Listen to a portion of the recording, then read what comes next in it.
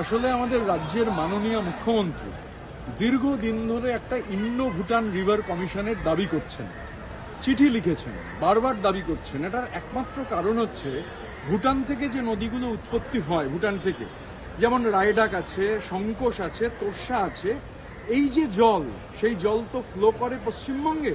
আমাদের রাজ্যের উত্তরের জেলাগুলো, সেটা জলপাইগুড়ি হতে পারে, আলিপুরদুয়ার হতে পারে, প্লাবিত হয়ে যায়। এই নদীগুলো থেকে সেডিমেন্টেশন হয়, বড় সমস্যা তৈরি হয়, মানুষ ডুবে যান, ওখানে বনাঞ্চল ডুবে যায়, চা বাগান ডুবে যায়। আমাদের দেশে ইন্ডো বাংলাদেশ রিভার কমিশন রয়েছে। আমাদের মাননীয় মুখ্যমন্ত্রী জননেত্রী মমতা বন্দ্যোপাধ্যায় তিনি বারবার ধরে একটা ইন্ডো ভুটান রিভার কমিশন চাইছেন এবং বলছেন যে পশ্চিমবঙ্গের একজন প্রতিনিধি থাকুক। আমি জানতে চেয়েছিলাম যে সরকার ইন্ডো ভুটান কমিশন করবেন কি করবেন না, করতে চাইছেন কিনা। পরিষ্কার, মানে যে ঔদ্ধত্যের সঙ্গে জবাব দিয়ে দেওয়া হয়েছে ওই এক কথায় না, কোনো প্ল্যানিংই নেই করা।